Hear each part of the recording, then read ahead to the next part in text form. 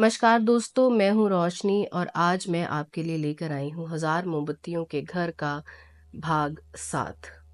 कहानी को आगे बढ़ाने से पहले मैं अपने श्रोताओं से माफ़ी मांगना चाहूँगी कि इतना लंबा अंतराल इस कहानी की अगली कड़ी में लाने के लिए।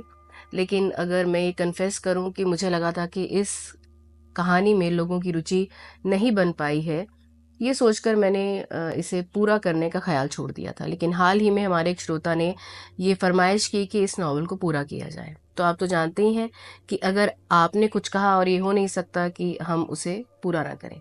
तो चलिए आज वापस शुरू करते हैं 1000 मोमबत्तियों का घर का हिंदी अनुवाद, जो कि लिखा गया था मेरेडिथ निकलसन के द्वारा। हमारी कहानी उस मोड़ पर आ चुकी है जहां नायक और नायिका में दूरियां बढ़ती जा रही हैं और हमारे नायक को शायद अपने दादा का घर छोड़ के जाना पड़ेगा, क्योंकि उन्होंने वकील द्वारा बताई गई शर्त को पूरा नहीं किया है। तो चलिए अध्याय 23 घबराहट का द्वार, यहाँ से हम शुरू करते हैं इस कहानी को आगे। हमने रात होते ही सभी गेट और दरवाजे बंद करने की प्रथा स्थापित कर दी थी। झील से होने वाले हमले से बचने का कोई तरीका नहीं था, जिसकी जमी हुई सतह बाहर से खतरे को बढ़ा रही थी। लेकिन उस दिशा से किसी भी अप्रत्याशित घटना को रोकने के लिए हमें अपनी रात्रि गश्त पर निर्भर रहना पड़ा। मैं अच्छी तरह से जानता था कि मुझे कानून की उग्रवादी शाखा का विरोध करने के लिए तैयार रहना चाहिए, जिसका पिकरिंग निस्संदेह अपनी सहायता के लिए इस्तेमाल करेगा। लेकिन मेरा इरादा खोए हुए खजाने की खोज में संभावनाओं को समाप्त करने का था, इससे पहले कि मैं हार मान लूं। पिकरिंग चाहे तो जॉन मार्शल ग्लेनम की संपत्ति मैरियन डेवरिक्स को हस्तांतरित कर सकता था और उस सेवा का अधिकतम लाभ उठा सकता था, लेकिन जब तक मैं अपने दादा की संपत्ति के सही चरित्र के बारे में खुद को संतुष्ट नहीं कर लेता, तब तक उसे मुझे बाहर नहीं निकालना चाहिए।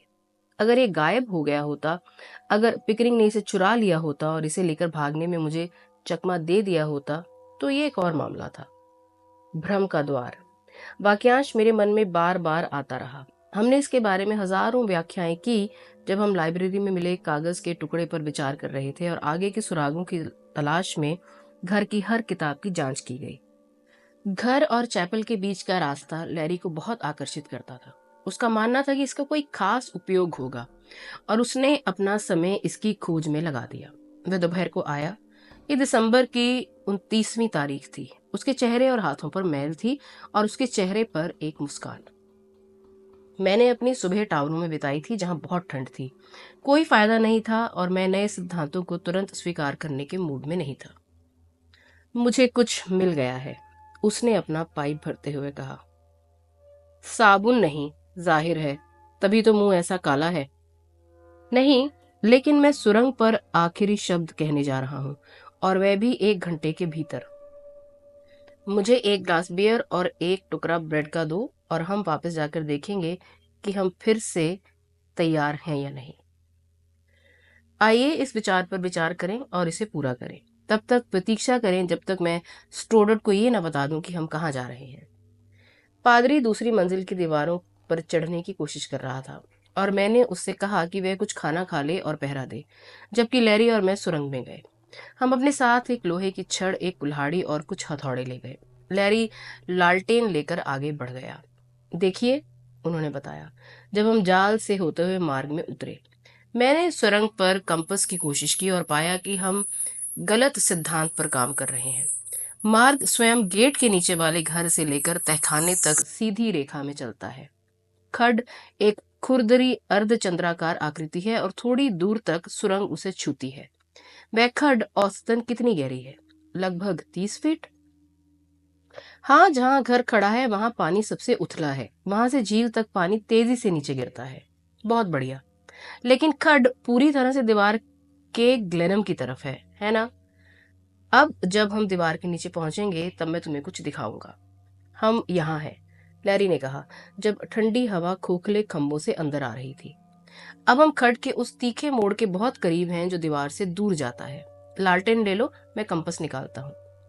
आपको क्या लगता है कि कागज के टुकड़े पर सी का क्या मतलब है? क्यों? चैपल, बेशक। मैंने घर से चैपल तक की दूरी नापी है। जो प्रस्थान बिंदु है हम मान सकते हैं, और इसका 3/4 हिस्सा हमें उन खूबसूरत खंभों के नीचे ले जाता है। दिशाएं दिन के उजाले की तरह स्पष्ट हैं। मार्ग स्वयं आपका नॉर्थ वेस्ट है, जैसा कि कंपास साबित करता है, और खड्ड यहाँ से करीब से गुजरती है, इसलिए हमारा काम खड्ड की तरफ दीवार का पता लगाना है। अच्छा, लेकिन ये तो सिर्फ दीवार है। ईंट की एक परत और सीमेंट की एक पतली परत के साथ मिट्टी, ये काम करने में बहुत बढ़िया काम होगा, और इसकी कीमत बाघ के शिकार के बराबर है, मैंने बड़बड़ाते हुए कहा। हौसला रखो बेटा और सुनो। और लैरी ने दीवार पर हथौड़ा मारना शुरू कर दिया, ठीक उत्तरी गेट पोस्ट के नीचे। हमने घर के अंदर और आसपास की हर चीज की आवाज लगाई थी, जब तक ये प्रक्रिया मुझे बोर नहीं कर देती। जल्दी करो और काम पूरा करो, मैंने अधीरता से लालटेन पकड़ते हुए कहा। यह स्थान बहुत ठंडा था और उसके विचार के निरर्थकता को साबित करने के लिए मैं उत्सुक था और काम खत्म करना चाहता था। प्रहार प्रहार, यहाँ एक ऐसी जगह है जो थोड़ी सी बेतुकी लगती है, तुम इसे आजमाओ। मैंने हथौड़ा छीन लिया और उसकी आवाजें दोहराई। प्रहार प्रहार। दीवार में लगभग 4 फुट वर्ग का स्थान था, जहां से निश्चित रूप से खोखली ध्वनि निकलती थी। पीछे हटो, लैरी ने उत्सुकता से कहा। कुल्हाड़ी लेकर आओ। उसने दीवार पर जोरदार प्रहार किया और सीमेंट खुरदुरे टुकड़ों में टूट गया, जिसके नीचे की ईंटें दिखने लगी। जब लैरी ने भीतरी परत का 1 फुट हिस्सा खोल दिया तो मैं रुक गया और सतह की जांच की। ये ढीली है, ये ईंटें ढीली हैं, और उनके पीछे धरती के अलावा कुछ और भी है। मैंने हथौड़ा छीन लिया और दीवार पर जोर से मारा। ईंटें बिना गारे के खड़ी की गई थीं और मैंने उन्हें उखाड़ा और अपनी उंगलियों से लकड़ी की सतह पर मारा। जब हमने ईंटें बाहर फेंकी तो लैरी भी उत्साहित हो गया। आहा बेटा, उसने कहा। बूढ़े सज्जन ने उसके साथ ऐसा किया, उसने उसके साथ ऐसा किया। एक ईंट उसके पैर पे गिरी और मैं दर्द से चिल्लाया। बुजुर्ग सज्जन का दिल धन्य है, उन्होंने हमारे लिए इसे जितना संभव हो सके उतना आसान बना दिया। अब ग्लेनम के लाखों लोगों के लिए लाल धन को गिनने में आसानी के लिए ढेर कर दिया गया है, हर ढेर में 1000 पाउंड। मूर्ख मत बनो लैरी, मैंने उस पर खांसते हुए कहा, क्योंकि ईंट की धूल और लैरी के पाइप के धुएं से सांस लेना मुश्किल हो रहा था। ये सब ढीली ईंटें हैं, लालटेन को पास लाओ। और हमने झांका।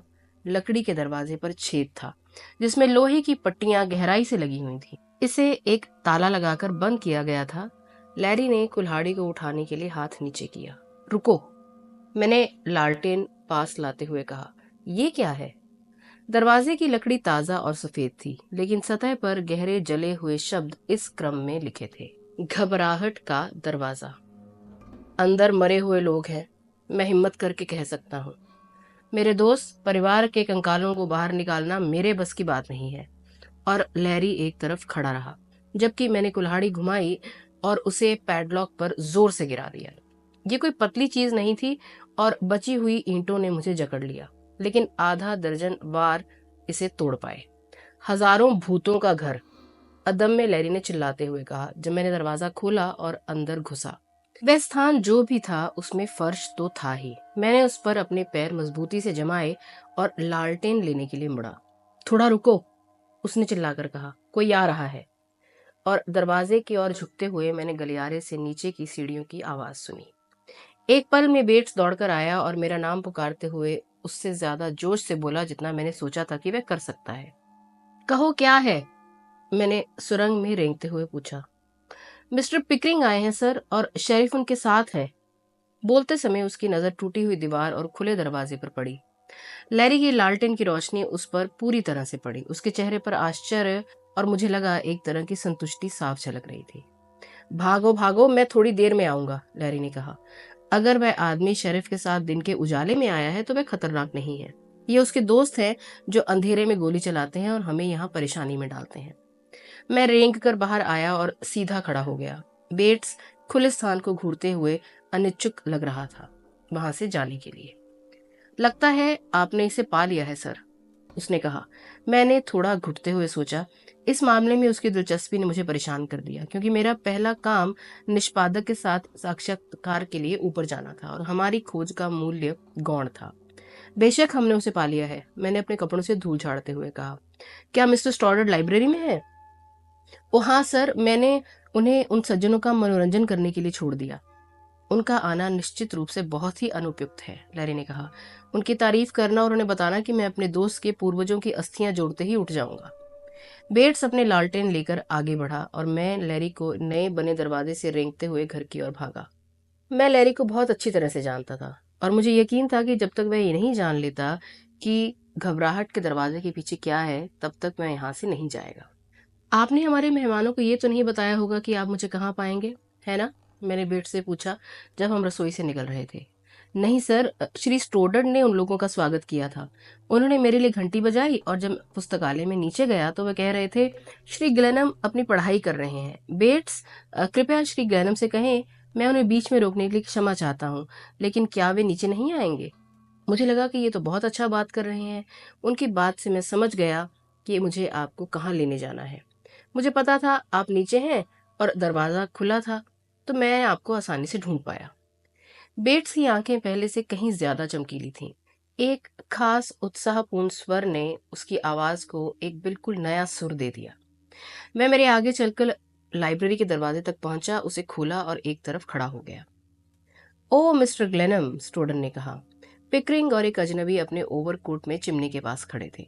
पिकरिंग ने आगे बढ़कर अपना हाथ बढ़ाया, लेकिन मैंने हाथ मिलाए बिना ही मुंह फेर लिया। उसका साथी, एक हट्टा कट्टा देहाती, हाथ में कागज लिए खड़ा मुझे घूर रहा। शेरिफ, पिकरिंग ने समझाया, "अ, देखिए ये हमारा काफी निजी मामला है।" उसने स्टोडर्ट की तरफ देखा, जिसने मेरी तरफ देखा। श्री स्टोडर्ट यहीं रहेंगे, आप अपनी बात कीजिए, मैंने कहा और पादरी के पास खड़ा हो गया। ओ, पिकरिंग ने तिरस्कार पूर्वक कहा, मुझे समझ में नहीं आया कि तुमने पड़ोसी पादरी के साथ दोस्ती कब कर ली। तुम्हारा स्वाद सुधर रहा है ग्लैनम। मिस्टर ग्लैनम मेरे दोस्त हैं, स्टोडर्ट ने धीरे से कहा। एक बहुत ही खास दोस्त, मैं बोला। मैं आप दोनों को आपकी दोस्ती के लिए बधाई देता हूँ। मैं हंसा। पिकरिंग बोलते समय कमरे का निरीक्षण कर रहा था और स्टोडर्ट अचानक उसकी ओर बढ़ा, मुझे लगता है केवल शेरिफ के लिए एक कुर्सी खींचने के लिए। लेकिन पिकरिंग ने नरम गलीचे पर स्टोडर्ट के कदमों की आवाज नहीं सुनी जब तक कि पादरी उसके पास नहीं गया। वह अचानक चौंक गया और उसका चेहरा लाल हो गया। ये निश्चित रूप से हास्यपद था और जब स्टोडर्ट ने दोबारा मेरा सामना किया तो वह अपने होंठ काट रहा था। मैं माफी चाहता हूँ, वह बुदबुदाया।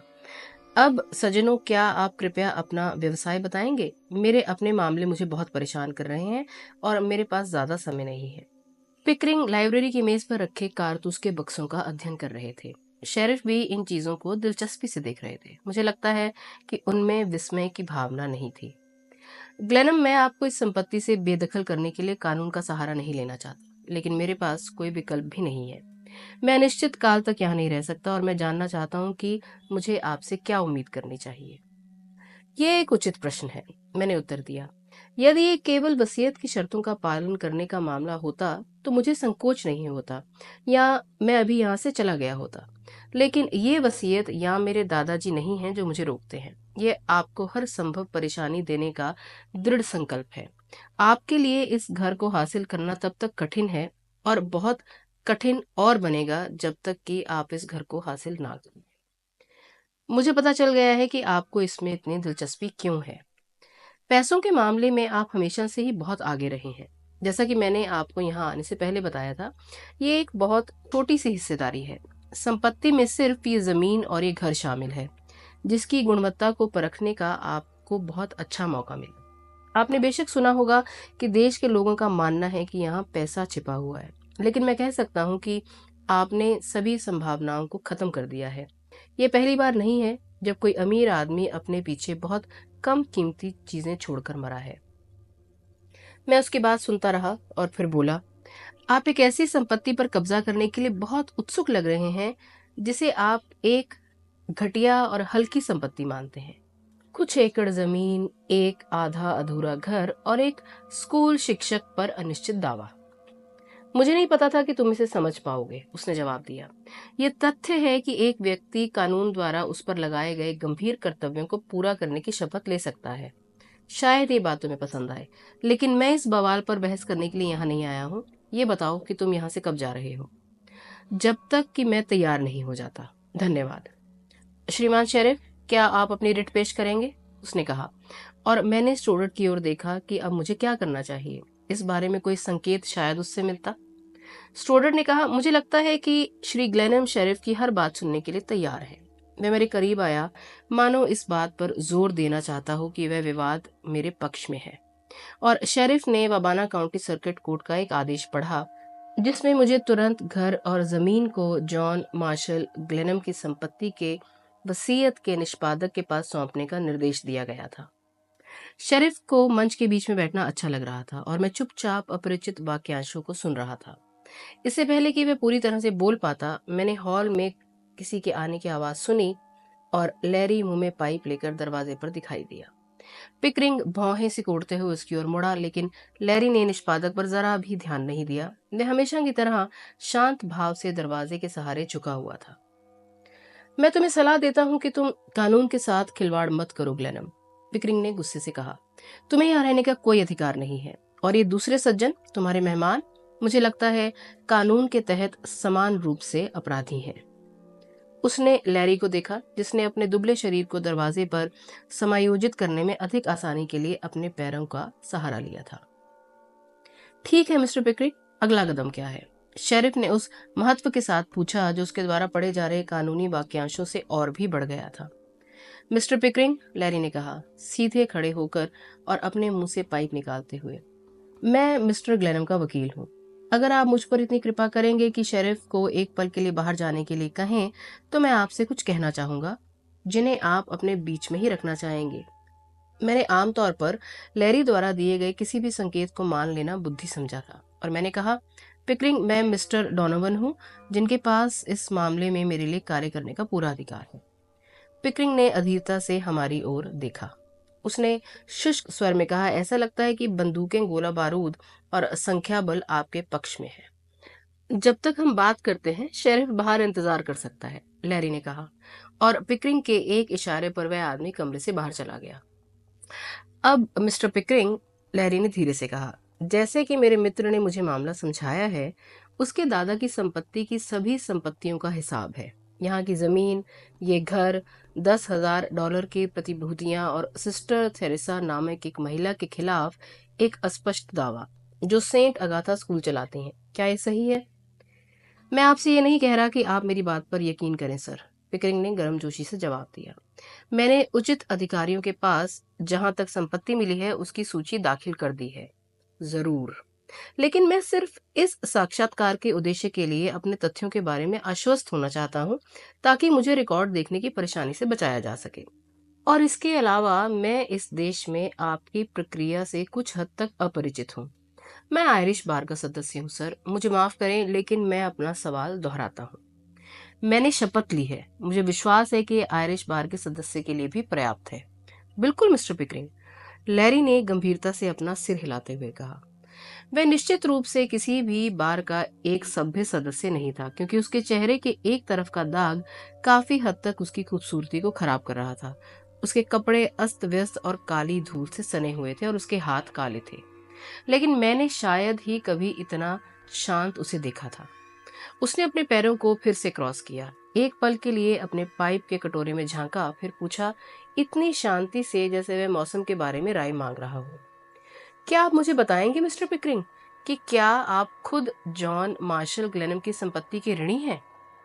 पिकरिंग का चेहरा सफेद हो गया और उसकी आंखें उसे घूरने लगीं, और जब उसने अचानक बोलने की कोशिश की तो उसका जबड़ा हिल गया। कमरा इतना शांत था कि एंड्रॉन पर धधकते हुए लॉक का टूटना एक सुखद राहत थी। हम तीनों खड़े थे, हमारी आंखें पिकरिंग पर टिकी थीं, और मेरे मामले में मुझे कहना चाहिए कि मेरा दिल असहज गति से मेरी पसलियों को धड़का रहा था, क्योंकि मुझे पता था कि लैरी के पास समय नहीं था। पिकरिंग के चेहरे पर खून दौड़ गया और वह तेजी से लैरी की ओर मुड़ा। ये अनुचित और बदनामी वाली बात है। मिस्टर ग्लेनम के साथ मेरे संबंधों से आपका कोई लेना देना नहीं है। जब आपको याद आता है कि अपने ही खून खराबे से दूर होने के बाद उन्होंने मुझसे अपील की थी, यहाँ तक कि अपनी मृत्यु के समय अपने सारे मामले मेरी देखभाल में सौंप दिए थे, तो आपका ये सोचना एक अपमानजनक बात है। मैं आपके या और किसी के प्रति जवाबदेह नहीं हूँ। वास्तव में ये सब एक अच्छी बात है, लैरी ने कहा। हम किसी भी न्यायिक कार्य का दावा नहीं करते हैं। हम पूरे मामले और मेरे मुवक्किल के सभी कार्यों को अधिकारियों के समक्ष प्रस्तुत करने के लिए पूरी तरह से तैयार हैं। तो फिर भगवान के नाम पर ऐसा करो, बदमाश, पिकरिंग दहाड़ा। स्टोडर्ड एक मेज पर बैठे हुए अपने एड़ियों को धीरे से आपस में टकरा रहे थे। लैरी ने अपने पैरों को फिर से मोड़ा और धुएं का एक बादल उड़ाया। फिर एक चौथाई मिनट के बाद, जिसमें उसने अपनी शांत नीली आंखों से छत को देखा, उसने कहा, हाँ, निश्चित रूप से अधिकारी हमेशा मौजूद रहते हैं, और चूंकि मेरे पास एक जबरदस्त अमेरिकी संस्थाओं के प्रति सम्मान है और आपके सुझाव पर मैं तुरंत अमल करूंगा। श्री पिकरिंग, ये संपत्ति आपकी सोच से कहीं ज्यादा समृद्ध है। इसमें मृतक के दिए गए आपके $3,20,000 के नोट रखे हुए हैं या रखे होंगे। उन्होंने अपनी जेब से एक भूरे रंग का लिफाफा निकाला। जहां मैं खड़ा था वहां आए और उसे मेरे हाथों में दे दिया। उसी समय स्टोडर्ट का शरीर सक्रिय हो गया, और इससे पहले कि मैं समझ पाता कि बिकरिंग पैकेट की ओर लपका है, जल्लाद एक कुर्सी पर बैठ गया जहां पादरी ने उसे फेंक दिया था। मैं तुरंत खड़ा हुआ, अपनी नेकटाई को अपनी वैस्केट में ठूंस लिया, फिर थोड़ा हंसा। इतने सारे पुराने कागज!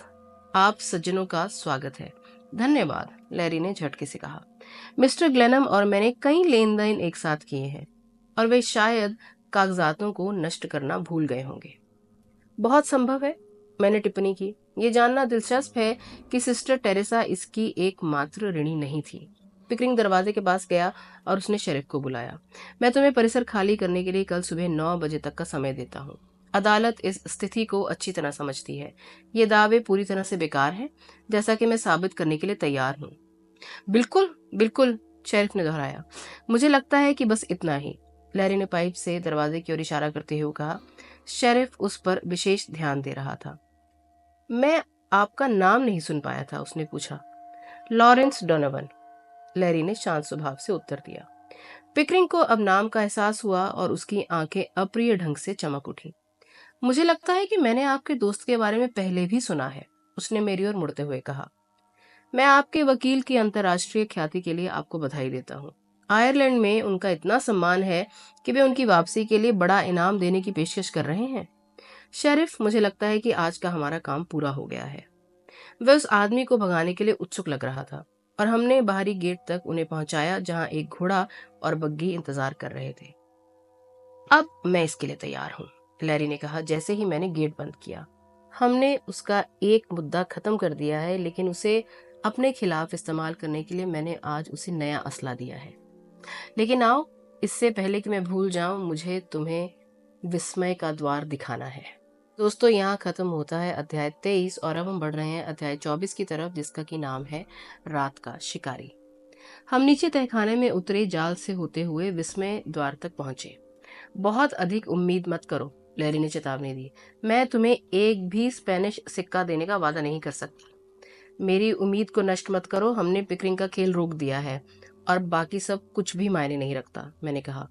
हम दीवार में छेद से रेंग कर अंदर गए और मोमबत्तियां जलाई। कमरा करीब 7 फीट का था। दूर के छोर पर छत के करीब एक आयतकार लकड़ी का दरवाजा था, और लैरी ने उसे तब तक खींचा जब तक वह नीचे नहीं आ गया, और अपने साथ बर्फ और पत्तियों का ढेर लेकर आया। सज्जनों, उसने कहा, हम खड्ड के किनारे पर हैं। क्या आप नीला आकाश देख रहे हैं? और उधर, अगर आप अपनी गर्दन थोड़ी मोड़ेंगे तो आपको नाव घर दिखाई देगा। ठीक है, अब ये सब दृश्य प्रभाव की बातें छोड़ो और हमें दिखाओ कि तुम्हें वे कागजात कहाँ मिले, मैंने आग्रह किया। रहस्य की बातें करें तो मैं यहीं पर अपने हाथ खड़े कर देता हूँ दोस्तों, और जल्दी से आपको बताता हूँ। यहाँ एक मेज है और यहाँ एक टिन का डिस्पैच बॉक्स है जो ठीक उसी जगह पर पड़ा है जहां मैंने इसे पाया था।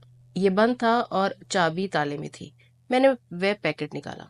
ये सील बंद भी नहीं था। अंदर की चीजों की प्रकृति देखी और अपने दोस्त पिकरिंग पर इसकी खोज की घोषणा के प्रभाव को आजमाने के प्रलोभन का विरोध नहीं कर सका। अब लगभग सब कुछ हो गया है। मुझे एक कागज का टुकड़ा उस टेप के नीचे मिला जिससे लिफाफा बंधा हुआ था, और मुझे ये कहने में कोई संकोच नहीं है कि जब मैंने इसे पढ़ा तो मैं तब तक हंसता रहा जब तक मुझे लगा कि मुझे तय खाने को हिला नहीं देना चाहिए। इसे पढ़ो, जॉन ग्लेनम। उसने मुझे कानूनी कागज का एक पन्ना दिया जिस पर एक शब्द लिखे थे, हंसी उसकी अच्छी होती है जो आखिर में हंसता है। मैंने पूछा, आपको इसमें मजाकिया क्या लग रहा है? आपको क्या लगता है इसे किसने लिखा है? स्टूडेंट ने पूछा। तुम पूछ रहे हो इसे किसने लिखा है? क्यों, तुम्हारे दादा ने लिखा है। जॉन मार्शल ग्लेनम, जो अब तक के सबसे चतुर, सबसे महान वृद्ध व्यक्ति हैं, उन्होंने लिखा है, लैरी ने कहा। उसकी आवाज कमरे में जोर से गूंज रही थी। ये सब एक बहुत बड़ा खेल है जो तुम्हें और पिकरिंग को परखने के लिए रचा गया है, लेकिन मुख्य रूप से तुम्हें। ओ, ये शानदार है, बिल्कुल शानदार, बहुत शानदार। और मुझे लगता है कि इसमें हिस्सा लेना मेरे लिए सौभाग्य की बात होगी। हाँ, मुझे खुशी है कि आप खुश हैं, लेकिन मुझे इतना भी मजेदार नहीं लग रहा। मान लीजिए कि वे कागज पिकरिंग के हाथों में पड़ गए होते, तो मजाक कहाँ होता? मैं ये जानना चाहूंगा। मेरे बच्चे, ये तो तुम पर निर्भर है। बूढ़ा सज्जन चाहता था कि तुम वास्तुकला का अध्ययन करो। वह चाहता था कि तुम उसके घर का अध्ययन करो। उसने एक पुरानी किताब में एक छोटा सा संकेत भी छोड़ा था। ओ, ये सच होने के लिए बहुत ज्यादा अच्छा है। ये सब तो स्पष्ट है, स्टोडर्ड ने डिस्पैच बॉक्स पर अपनी उंगलियों से दस्तक देते हुआ कहा। लेकिन आपको क्या लगता है कि उन्होंने यहाँ ये गड्ढा क्यों खोदा जिसका निकास खड्ड में है? ओ, ये उनका तरीका था, लैरी ने समझाया। उन्हें अजीब कोनों और भूमिगत मार्गों का विचार पसंद था। ये आदमी या खजाने के लिए एक बदमाश के छुपने की जगह है, और खड्ड में वह रास्ता घर से बाहर निकलने को संभव बनाता है बिना किसी को पता चले। ये उनकी बाकी योजना के अनुरूप है। खुश रहो साथियों, कल हमारे पास बहुत सारा काम होगा।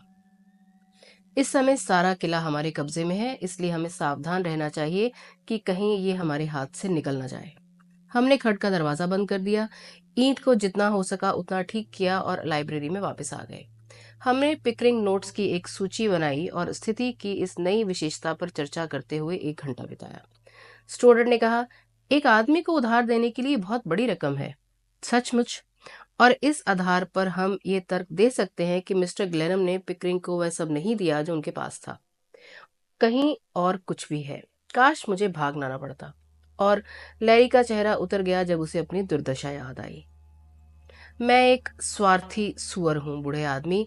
मैं सिर्फ अपने ही मामलों के बारे में सोचता हूँ, लेकिन मैंने कभी तुम पर इतना भरोसा नहीं किया जितना अब कर रहा हूँ। स्टोडर ने विचारपूर्वक टिप्पणी की। वे लोग बिना किसी संदेह के सामान्य सिद्धांतों के आधार पर डोनोवन के विरुद्ध खतरे की घंटी बजाएंगे और आप पर प्रहार करेंगे। लेकिन तुम भाग सकते हो लैरी। हम आज रात तुम्हारी मदद करेंगे। मैं तुम्हारी और आज़ादी के बीच में खड़ा होना नहीं चाहता। ये कोई मजाक नहीं है। अगर वे तुम्हें कभी आयरलैंड में वापस पकड़ लेते हैं तो तुम्हें छुड़ाना बिल्कुल भी संभव नहीं होगा। बेहतर होगा कि तुम भाग जाओ, इससे पहले कि पिकरिंग और उसका शेरिफ अपना जाल बिछा दें। हाँ, यही समझदारी का काम है। ग्लेनम और मैं यहाँ किला संभाल सकते हैं। ये वास्तव में एक नैतिक मुद्दा है और मुझे 1000 साल की घेराबंदी का सामना करना पड़ेगा, पादरी ने गंभीरता से कहा। अगर पिकरिंग को हराना जरूरी है तो मुझे लगता है कि अंत में मुझे जेल भी जाना पड़ सकता है। मैं चाहता हूँ कि तुम दोनों यहाँ से चले जाओ। तुम्हें मेरे इस गंदे काम में शामिल होने की कोई जरूरत नहीं है। तुम्हारा दाम मुझसे बड़ा है लैरी, और तुम्हारा भी स्टूडेंट। क्यों? तुम्हारा पूरा भविष्य, तुम्हारी पेशेवर प्रतिष्ठा सब बर्बाद हो जाएगी अगर हम यहाँ अधिकारियों के साथ किसी मुश्किल में पड़ गए। मैंने संभावनाओं का जिक्र सुना, मुझे अच्छा लगा, लेकिन मैंने कभी उनका पहले जिक्र नहीं किया, स्टूडेंट ने हंसते हुए कहा। नहीं, अब मैं पीछे नहीं हट सकता। आपके दादा चर्च के मित्र थे और मैं उनकी यादों को भूल नहीं सकता। मैं एक चर्च का सिपाही हूँ और मैं युद्ध के लिए भर्ती हूँ, लेकिन डोनोवन को जाना चाहिए अगर वे मुझे सलाह देने की अनुमति दें तो। लैरी ने चिमनी के पास अपना पाइप भरा। लड़कों, उसने कहा, उसके हाथ पीछे थे, धीरे धीरे हिल रहे थे जैसा कि उसका स्वभाव था। आओ हम कला और साहित्य के बारे में बात करें। मैं यहीं रहूंगा। मेरे जीवन में ऐसा अक्सर नहीं हुआ है कि मंच की पूरी सेटिंग मुझे इतनी पसंद आई हो जितनी कि ये। खोया हुआ खजाना, गुप्त मार्ग, गढ़ पर धावा बोलने वाला एक सज्जन बदमाश, परिसर में एक निजी पादरी, एक युवा जमींदार जिसके पीछे एक लाइमलाइट थी, शेरिफ, स्कूली लड़कियां और परिदृश्य में फैली एक सिस्टरहुड, और मैं, और दूर से स्कॉटलैंड यार्ड का अंधेरे छाया हुआ परिसर। ग्लेनम, मैं यहीं रहूंगा। उसे हिलाना मुश्किल था, और वफादारी की इस नई प्रतिज्ञा के बाद हम सभी का उत्साह बढ़ गया। स्टॉडर्ड रात के खाने के लिए रुका और उसके बाद हमने खजाने को अपनी अनंत खोज फिर से शुरू कर दी। दोपहर में लड़ी के भाग्यशाली प्रहार से हमारी उम्मीदें बहुत बढ़ गई थी और इस ज्ञान से पैदा हुई नई उत्सुकता के साथ कि कल निश्चित रूप से हमें वास्तविक संकट का सामना करना पड़ेगा, हमने घर की मीनार से तहखाने तक छान मारा। हमने सुरंग की मुरम्मत की। मुझे लगा कि ये हम 100वीं बार कर रहे थे।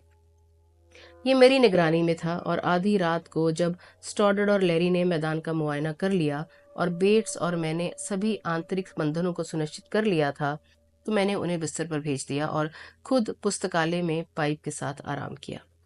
मैं इस राहत से खुश था, अकेले होने से खुश था। सेंट अगाथा में मैरियन डेवरेक्स के साथ मेरी बातचीत और पिकरिंग के साथ उसकी वापसी के बारे में सोचने के लिए। वह हमेशा ओलिविया क्यों नहीं हो सकती थी जो जंगल में घूम रही थी, या भूरे बालों वाली लड़की, या वह महिला जो अपनी गरिमा में इतनी प्यारी थी, जो आर्मस्ट्रांग के घर की सीढ़ियों से नीचे आई थी। मेरे प्रति उसका अपना रवैया इतना विरोधाभासी था। वह मेरे सामने इतने सारे मूड और वेशों में आई थी कि जब मैं उसके बारे में सोचता था, मेरी आत्मा भावनाओं के पूरे दायरे में आ जाती थी। लेकिन पिकरिंग के कुख्यात आचरण की याद ने ही उसके बारे में मेरे सारे संदेहों को रंग दिया। पिकरिंग हमेशा मेरे रास्ते में आता था और यहाँ अगर लैरी को संयोग से नोट्स नहीं मिलते तो मेरे पास उसके खिलाफ इस्तेमाल करने के लिए कोई हथियार नहीं होता। हवा तेज हो गई और घर के चारों ओर तेजी से चलने लगी। बाहरी दीवारों पर लगा मचान कहीं से ढीला होकर छत पर गिर गया। मैं बेचैन हो गया। मेरा मन कल के कई मौकों पर केंद्रित था और भविष्य की ओर भाग रहा था। भले ही मैं पिकरिंग के साथ अपने संघर्ष में जीत गया, लेकिन मुझे दुनिया में अपनी जगह बनानी अभी बाकी थी। उसके नोट्स शायद बेकार थे, मुझे इस पर संदेह नहीं था। मैं उनका उपयोग निष्पादक के रूप में उन्हें हटाने के लिए कर सकता था, लेकिन मैं उस संपत्ति पर कानूनी लड़ाई में कोई खुशी नहीं चाहता था जिसने मुझे केवल परेशानी ही दी थी। कुछ ने मुझे नीचे जाने के लिए प्रेरित किया और लालटेन लेकर मैं उदास होकर तहखाने में घुसा। हीटिंग उपकरण पर नजर डाली और ये याद करते हुए कि सुरंग के चैपल के प्रवेश द्वार पर कोई पहरा नहीं था, मैं जाल के गलियारे में गया और उसे खोल दिया। ठंडी हवा तेजी से बह रही थी और मैंने सुनने के लिए अपना सिर नीचे झुकाया। एक आवाज ने मुझे चौंका दिया। पहले तो मैंने सोचा कि शायद ये हवा की आवाज से हो रहा होगा, लेकिन ग्लेनम हाउस में अनुमान लगाने की कोई जगह नहीं थी और मैंने लालटेन एक तरफ रख दी और सुरंग में कूद गया। एक पल के लिए एक रोशनी की किरण दिखाई दी और फिर अंधेरा और सन्नाटा पूरी तरह छा गया। मैं उस चिकने फर्श पर तेजी से भागा जिस पर मैं इतनी बार चला था कि मुझे उसकी हर रेखा पता थी। मेरा एकमात्र हथियार स्टोडर्ड का एक डंडा था। घबराहट के दरवाजे के पास मैं रुका और सुनने लगा। सुरंग पूरी तरह से शांत थी।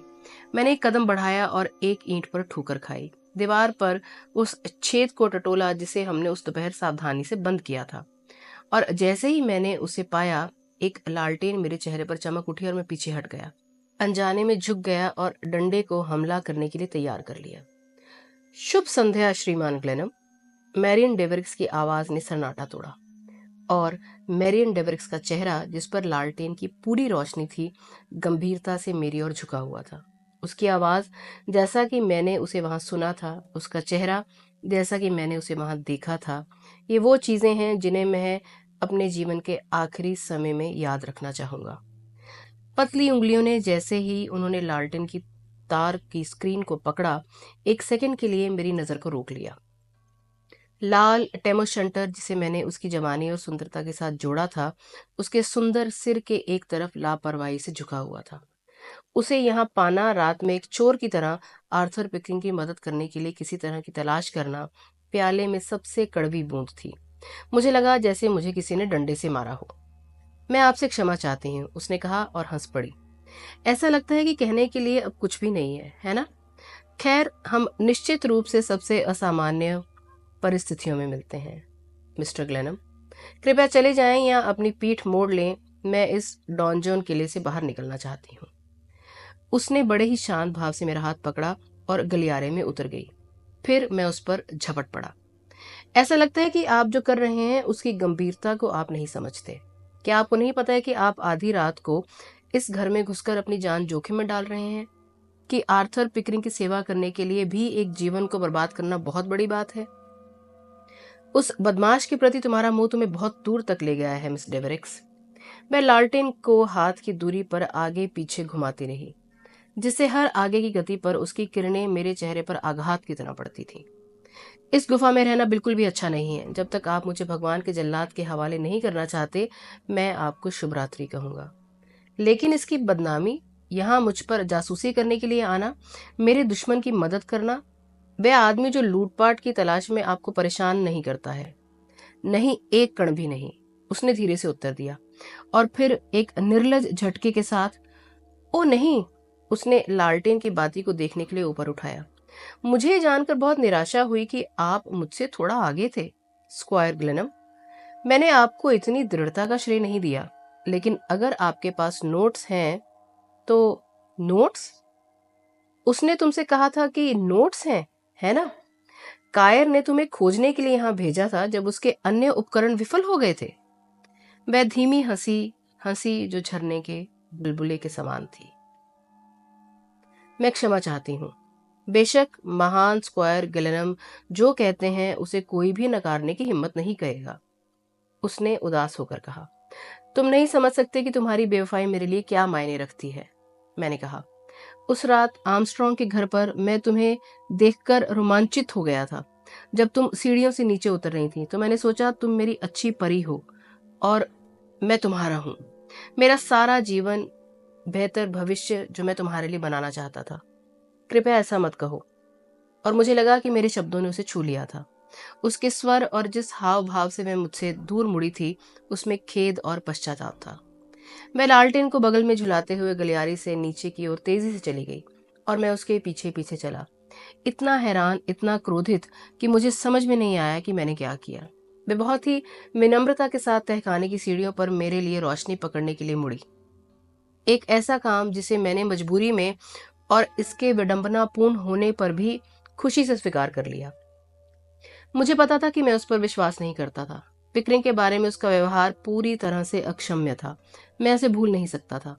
लेकिन उसकी आंखों की चमक, उसका शांत माथा, संवेदनशील होंठ, जिनकी उपहास एक सांस में चुभती और प्रसन्न होती थी, ऐसी गवाही से मेरे संदेह बारी बारी से मजबूत और निरस्त्र होते थे। इन बदलते मूड से बहकर मैं उसके पीछे तहखाने में चला गया। ऐसा लगता है कि आप इस जगह के बारे में बहुत कुछ जानती हैं और मुझे आपकी अपनी संपत्ति से परिचित होने पर आपत्ति नहीं हो सकती। और नोट्स, मैं उन्हें कल आपको सौंपने में खुद को प्रसन्न महसूस करूंगा। आप उन्हें रद्द कर सकती हैं और या फिर उन्हें श्री पिकरिंग को दे सकती हैं। ये आप दोनों के लिए ही अच्छा होगा। मैंने अपने हाथों को जेबों में डाला ताकि मुझे सहजता का एहसास हो, जो मुझे महसूस नहीं हो रहा था। हाँ, उसने व्यवहारिक लहजे में कहा, $3,20,000 कोई मामूली रकम नहीं है। श्री पिकरिंग निसंदेह अपने ऋणों को माफ किए जाने से प्रसन्न होंगे, एक समर्पित जीवन के बदले में, मैंने व्यंग किया। तो तुम्हें पता था कि वह इन नोटों की सही मात्रा जानता है। उसने तुम्हारी अच्छी सेवा नहीं की है।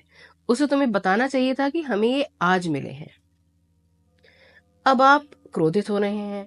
जब आप क्रोधित होते हैं तो आप अच्छे नहीं लगते, है ना स्क्वायर गिलेनम?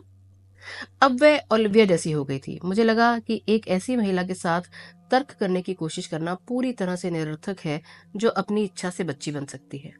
वह सीढ़ियों से ऊपर चली गई और चर्च के बरामदे में बाहर निकल गई। फिर बाहर दरवाजे के सामने उसने दृढ़ निश्चय के साथ बात की।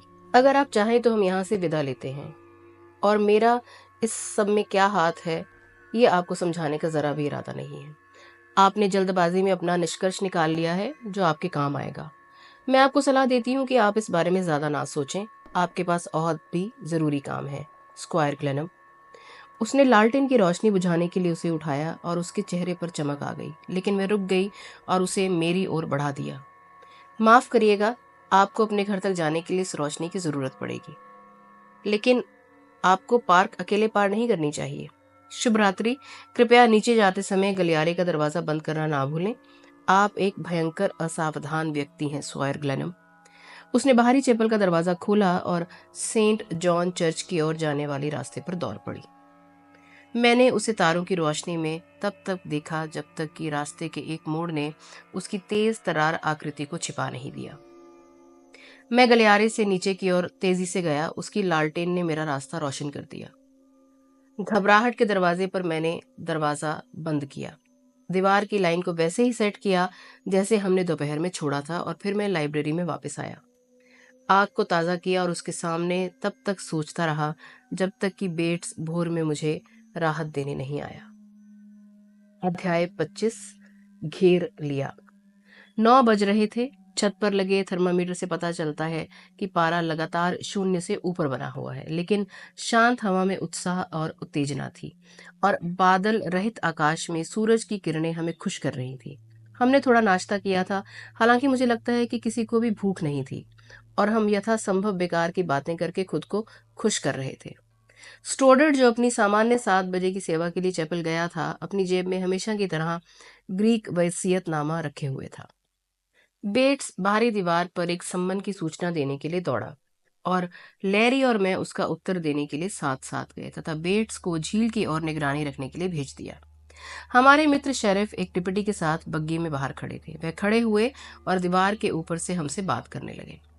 आप सज्जनों, समझिए कि मैं सिर्फ अपना कर्तव्य निभा रहा हूँ। ये एक अप्रिय काम है, लेकिन अदालत ने मुझे परिसर में मौजूद सभी लोगों को बाहर निकालने का आदेश दिया है और मुझे ये करना होगा। एक कुख्यात बदमाश खुद को बचाने के लिए कानून का इस्तेमाल कर रहा है। मैं हार मानने वाला नहीं हूँ।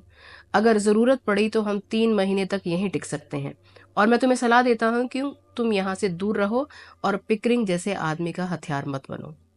शेरिफ ने दीवार पर अपनी बाहें टिकाकर आदरपूर्वक उसकी बात सुनी। आपको समझना चाहिए मिस्टर ग्लेनम कि मैं कोर्ट नहीं हूँ, मैं शेरिफ हूँ, और ये सवाल पूछना मेरा काम नहीं है। मुझे मेरे आदेश मिले हैं और मुझे उन्हें लागू करना है, और मैं ये उम्मीद करता हूँ कि आप मेरे लिए हिंसा का इस्तेमाल करना जरूरी नहीं बनाएंगे। न्यायाधीश ने मुझसे कहा, हम ऐसे मामलों में हिंसा की निंदा करते हैं। ये उनके सम्माननीय शब्द थे। आप माननीय न्यायाधीश को मेरी बधाई दे सकते हैं और उनसे कह सकते हैं कि हमें खेद है कि हम उनकी दृष्टि से चीजें नहीं देख पा रहे हैं, लेकिन इस मामले में कुछ ऐसे बिंदु शामिल हैं जिनके बारे में उन्हें कुछ भी पता नहीं है, और दुर्भाग्यवश हमारे पास उन्हें आपके समक्ष रखने का समय नहीं है। शेरिफ की दीवार पर अपनी स्थिति से संतुष्ट होने और बातचीत करने की उसकी प्रवृत्ति ने मेरे संदेह को जगाना शुरू कर दिया था, और लैरी ने कई बार अधीरता से कहा कि मेरे मामलों पर उस व्यक्ति के साथ चर्चा करना बेतुका है जिसे उसने कांस्टेबल बुलाने पर जोर दिया था, जिससे शेरिफ को स्पष्ट रूप से झुंझलाहट हुई। अब अधिकारी ने उस पर हमला किया। आप सर, हमारी नजर आप पर है, और बेहतर होगा कि आप शांतिपूर्वक आए। लॉरेंस डोनोवन, ये विवरण आप पर बिल्कुल फिट बैठता है। आप उस इनाम से एक अच्छा खेत खरीद सकते हैं, है ना? लैरी ने कहना शुरू किया, लेकिन उसी समय बेट्स जोर से पुकारते हुए हमारी ओर दौड़ा। वे झील के पार आ रहे हैं सर, उसने बताया, और तुरंत शेरिफ का सिर गायब हो गया। और जब हम घर की ओर दौड़े तो हमने उनके घोड़े को सेंट अगाथा की ओर जाने वाली सड़क पर तेजी से दौड़ते हुए सुना। कानून को धिक्कार है। वे कानून के मामले में सामने के दरवाजे से यहाँ आने का इरादा नहीं रखते हैं, लैरी ने कहा। पिकरिंग केवल उन नोटों और बाकी चीजों के लिए अपने युद्धाभ्यास को सम्मानजनक बनाने के लिए शेरिफ का उपयोग कर रहा है। ये उद्देश्यों पर चर्चा करने का समय नहीं था। हम घास के मैदान से होते हुए, पानी के टॉवर से होते हुए, जंगल से होते हुए नाव घर तक पहुंचे। झील के किनारे हमने देखा कि आधा दर्जन लोग ग्लेनम मैदान की ओर बढ़ रहे थे। वे बर्फ पर पड़ी हल्की बर्फ पर लगातार आगे बढ़ रहे थे। एक आदमी थोड़ा आगे था और जाहिर तौर पर नेता था। ये मॉर्गन है, बेट्स ने कहा, और ये फर्ग्यूसन है। लैरी ने हंसते हुए अपनी जांघ को थपथपाया। नेता के ठीक पीछे उस मोटे ताजे छोटे शैतान को देखो, वह स्कॉटलैंड यार्ड से मेरा दोस्त है। दोस्तों, ये वास्तव में एक अंतर्राष्ट्रीय मामला है। बेट्स, घर वापस जाओ और किसी भी हमले के संकेत पर हमें फोन करो। मैंने आदेश दिया। शेरिफ कहीं छिपा हुआ है, और पिकरिंग दूर से अपनी सेनाओं को निर्देश दे रहा है, स्टोडर ने टिप्पणी की। मैंने मॉर्गन की लाइन में 10 लोगों को गिना है, लैरी ने कहा, और शेरिफ और उनके डेप्यूटी 2 लोग। पिकरिंग को छोड़कर कुल 12 लोग हैं। स्टोडर ने सुझाव दिया, उन्हें दूर भगा दो इससे पहले कि वे हमारे बहुत करीब आ जाएं। अगर हम ऐसा कर पाएं तो अच्छा है, क्योंकि मैं लोगों को चोट नहीं पहुंचाना चाहता। ये कहते हुए मैं घाट के अंत में चला गया। मॉर्गन और उसके आदमी अब काफी करीब थे, और उनके इरादों में कोई भी गलती नहीं थी। उनमें से ज्यादातर के पास बंदूकें थीं, बाकियों के पास रिवॉल्वर और लंबे आइस हुक थे। मॉर्गन, मैंने युद्ध विराम के लिए अपने हाथ ऊपर उठाते हुए पुकारा। हम तुम्हें कोई नुकसान नहीं पहुंचाना चाहते, लेकिन अगर तुम इन मैदानों में प्रवेश करोगे तो तुम इसे अपने जोखिम पर करोगे। हम सभी शपथ लेने वाले डेप्यूटी शेरिफ हैं, केयरटेकर ने सहजता से कहा। हमारे साथ कानून है। मैंने जवाब दिया, इसलिए आप पीछे से आ रहे हैं? वह मोटा आदमी जिसे लैरी ने अंग्रेज जासूस के रूप में पहचाना था, अब मेरे करीब आया और ऊंचे स्वर में मुझसे बात करने लगा। आप एक गलत आदमी को बना दे रहे हैं मिस्टर ग्लेनम। बेहतर होगा कि आप उसे बाहर निकाल दें। अमेरिकी कानून मेरे समर्थन में है और अगर आप उस आदमी को बचाएंगे तो आप मुसीबत में पड़ जाएंगे। शायद आप नहीं समझते सर, वह बहुत खतरनाक व्यक्ति है। धन्यवाद डेविडसन, लैरी ने पुकारा। तुम्हें इससे दूर रहना चाहिए। तुम्हें पता है कि मैं शिलाला के साथ एक बुरा आदमी हूं। तुम हो बदमाश, अधिकारी इतनी नफरत से चिल्लाया कि हम सब हंस पड़े। मैं नाव घर की ओर वापस चला गया। अगर वे ऐसा कर सकते हैं तो वे किसी को नहीं मारेंगे, स्टोडर ने टिप्पणी की। हमसे ज्यादा नहीं, यहाँ तक कि डिप्टी शेरिफ को भी हत्या करने की छूट नहीं दी जाती है। और वबाना काउंटी कोर्ट, अगर पिकरिंग द्वारा उस पर कोई प्रतिबंध नहीं लगाया गया होता तो इस तरह के खेल के लिए खुद को उधार नहीं देता। अब हम इसमें शामिल हैं, लैरी चिल्लाया, और 12 आदमी एक साथ बर्फ पर किनारे की ओर दौड़ पड़े। मैंने आदेश दिया, ध्यान दो और धीरे धीरे घर की ओर पीछे हटो। और हम बोट हाउस से आगे बढ़ गए, जबकि हमलावर दल अभी भी एक साथ चिपका हुआ था। एक रणनीतिक गलती, जैसा कि लैरी ने बताया। एक साथ रहो दोस्तों, अलग मत हो जाना। अगर तुम अलग हुए तो खो जाओगे, वह चिल्लाया। स्टोडर ने उसे शांत रहने को कहा और जल्द ही हम एक प्रारंभिक झड़प में उलझ गए। मॉर्गन की लाइन सावधानी से आगे बढ़ी। डेविडसन जासूस मॉर्गन की रणनीति से निराश लग रहा था।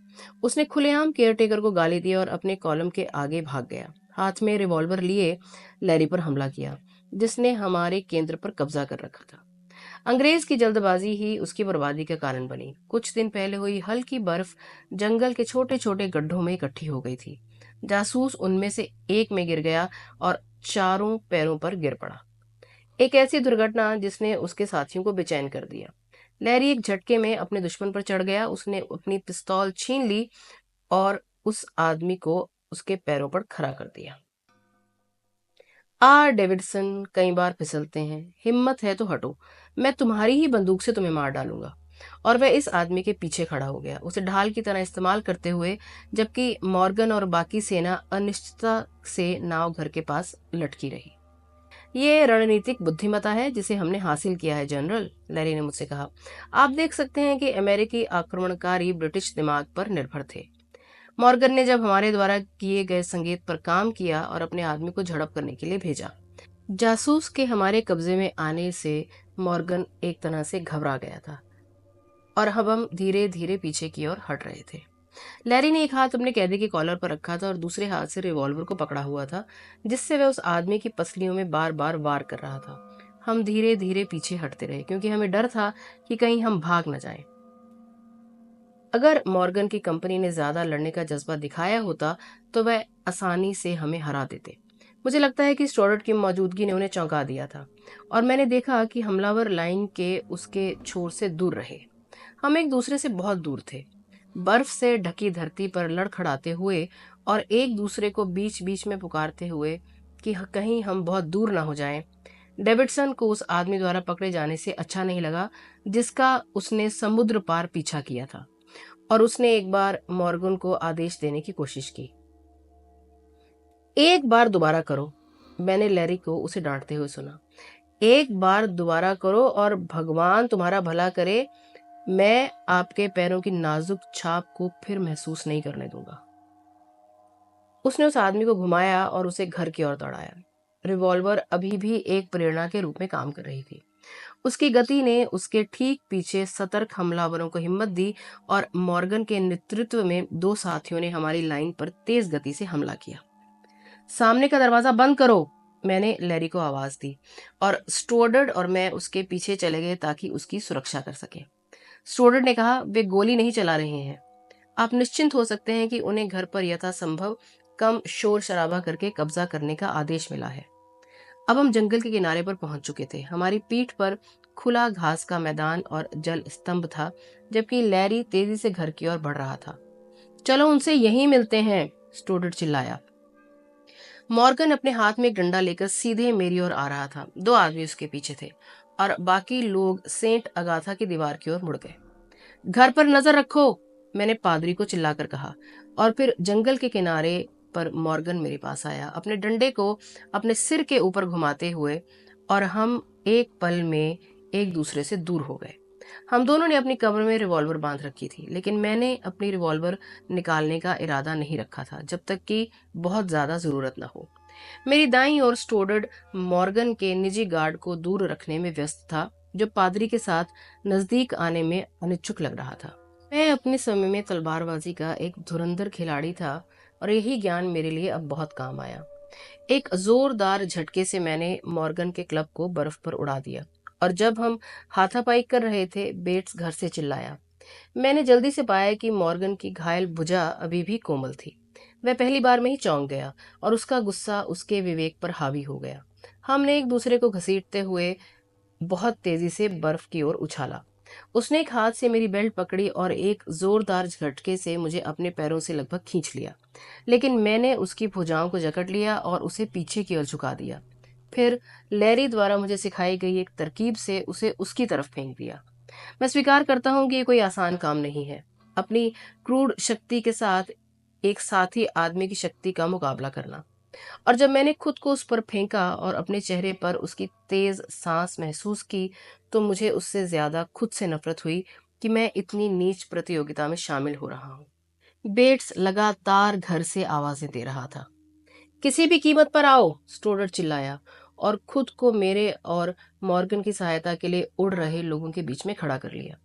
मैं अपने प्रतिद्वंदी से दूर भागा, उसकी रिवॉल्वर छीनी और घर की ओर भागा। स्टोडर मेरे पीछे था, लेकिन उसने खुद को मुझसे और उन लोगों के बीच सुरक्षित रखा जो अब पूरी ताकत से हमारा पीछा कर रहे थे। गोली चलाओ मूर्ख, गोली चलाओ, मॉर्गन चिल्लाया। और जब हम खुले मैदान में पहुंचे और घर की ओर भागे, तो एक शॉटगन हमारे पीछे से गरजती हुई आई और बकशॉट पानी के टावर के पत्थर पर फटा और खड़खड़ाया। वहां शेरिफ है, स्टोडर ने मेरे पीछे से आवाज दी। कानून अधिकारी और उनके डेप्यूटी सेंट जॉर्ज के गेट से पार्क में भाग गए, अगाथा के घर में, जबकि मॉर्गन की पार्टी के बाकी लोग भी उनके साथ शामिल होने के लिए दीवार के किनारे किनारे आ रहे थे। रुको नहीं तो मैं गोली मार दूंगा, मॉर्गन चिल्लाया। और मैंने महसूस किया कि स्टोडर ने अपने विशाल कदम को रोकते हुए खुद को मेरे और पीछा करने वालों के बीच में फेंक दिया। तेजी से दौड़ो, उन्होंने बहुत शांत भाव से कहा, मानो वह मुझे सबसे सुखद प्रतियोगिता में प्रशिक्षित कर रहे हों। उन बंदूकों से दूर हो जाओ, मैंने कहा, उसके बचाव की उदारता से क्रोधित होकर। सामने के प्रवेश द्वार की ओर भागो और फिर छत और लाइब्रेरी के दरवाजे की ओर भागो, उसने आदेश दिया। जब हम छोटे से खड़के पुल को पार कर रहे थे, उन्होंने हमें भगा दिया है। 2 बार हमारे पीछे बंदूकें गरजी और 2 बार मैंने बर्फ में गोली चलती देखी। मैं ठीक हूं, स्टोडर ने आश्वस्त करते हुए कहा, अभी भी मेरी पीठ के पीछे खड़ा था। मैं मुझे मारने के लिए जरा भी उत्सुक नहीं है। मैं अपनी पूरी गति पर था, लेकिन पादरी मेरे पीछे पीछे ही था। मैं जोर से सांस ले रहा था, लेकिन उसने पूरी सहजता से बराबर समय निकाला। शेरिफ अपने सैनिकों को आदेश दे रहा था, जो सामने के दरवाजे के पास हमारा इंतजार कर रहे थे। बेट्स और लैरी दिखाई नहीं दे रहे थे, लेकिन मुझे पूरा भरोसा था कि आयरिशमैन जल्द से जल्द लड़ाई में फिर दिखाई देगा, और बेट्स भी। इस बात पर विचार किया जाना चाहिए था, और अंतिम संघर्ष यदि वह घर में ही हुआ होता तो शायद इतना आसमान नहीं होता, बशर्ते कि हमें दुश्मन की पूरी ताकत का पता हो। अब शेरिफ के लिए चलो चलते हैं, स्टोडर चिल्लाया मेरे बगल में, और हम पेड़ों की उस सीमा के करीब थे जो प्रवेश द्वार को ढक रही थी। फिर हम अचानक बाईं ओर मुड़ गए, छत के पास, जहां फ्रांसीसी खिड़कियों में से एक खुली हुई थी, और लैरी और बेट्स वहां से बाहर निकले, हमें जोर से चिल्लाते हुए आगे बढ़ने को प्रेरित करते हुए। उन्होंने हमें बाहों से पकड़ लिया और घसीटते हुए उस जगह ले गए जहां रेलिंग सबसे नीचे थी, और हम दरवाजे से घुसे और उसे जोर से बंद कर दिया। जैसे ही बेट्स ने बोल्ट तोड़े, मॉर्गन की पार्टी ने अपनी संयुक्त तोपें दाग दी, और शेरिफ ने सामने के दरवाजे पर जोरदार धमाका किया। सज्जनों, हम घेराबंदी की स्थिति में हैं। लैरी ने अपना पाइप भरते हुए कहा। चीख पुकार के बीच गोलियां चली और फ्रांसीसी खिड़कियों के कई शीशे टूट गए। सर, नीचे सब कुछ ठीक है, बेट्स ने बताया। मैंने सोचा कि सुरंग के जाल को हमारे अपने इस्तेमाल के लिए खुला छोड़ना ही बेहतर होगा। वे लोग उस रास्ते से अंदर नहीं आएंगे। ये बिल्कुल अंधी गली जैसा है। तुम्हारा कैदी कहाँ है, लैरी? आलू के तहखाने में। काफी आरामदायक है, धन्यवाद। 10 बज रहे थे और घेराबंदी करने वाले अचानक आपस में बातचीत करने के लिए थोड़ी दूर चले गए। बाहर सूरज चमक रहा था और आसमान पहले से कहीं ज्यादा नीला था। राहत के इस पल में, जबकि हम दिन में आगे क्या कर सकते हैं और दिन में आगे क्या हो सकता है, इसके लिए तैयार थे। मैं दुश्मन की पूरी ताकत को जानने के लिए तैयार टावर पर चढ़ गया। मैं पेड़ों की चोटियों के ऊपर, चैपल टावर के पार, सेंट अगाथा की छतों को देख सकता था। कम से कम वहां शांति थी। और उस पल, काले जंगल को देखते हुए, झील की बर्फ पर बर्फ के साथ, जो सूरज की रोशनी में सफेद और चमक रही थी, मैं बेहद अकेला और दिल से दुखी महसूस कर रहा था और संघर्ष से थक गया था। ऐसा लग रहा था कि 1000 साल पहले मैंने बच्ची ओलिविया के साथ टहला और बात की थी, और 10,000 साल पहले जब एनाडेल स्टेशन पर ग्रे रंग की लड़की ने मेरे अंदर एक उच्च लक्ष्य जगाया था और एक बेहतर आवेग को तेज किया था जो मैंने कभी नहीं जाना था।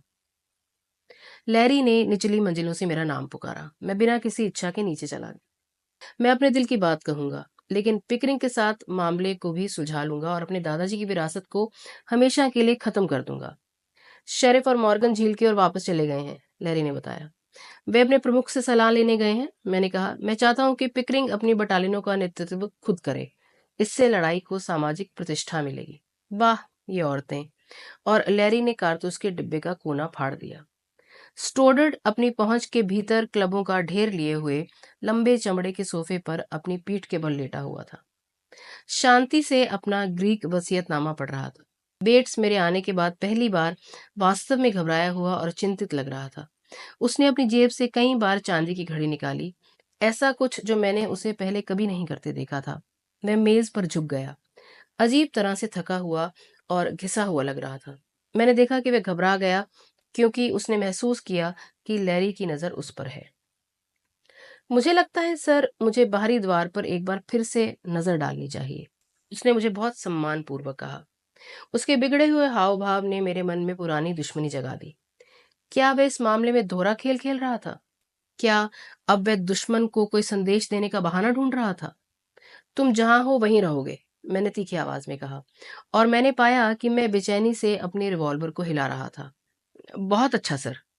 और उसकी आंखों में दिख रही चोट ने मुझे छू लिया। बेट्स सही कह रहा है, लैरी ने जोर देते हुए कहा, जैसा कि वो मुझे डांटना चाह रहा हो। तो मित्रों, ये अध्याय यहीं खत्म होता है और 1 घंटे का एपिसोड भी होने वाला है। अगले एपिसोड में हम इस नॉवल को समाप्त करेंगे। जल्द ही लेकर आती हूँ ये अंतिम कड़ी आपके लिए। मैं आपकी दोस्त रोशनी अब आपसे विदा लेती हूँ, इस वादे के साथ कि मिलूंगी जल्द ही। तब तक जुड़े रहिए।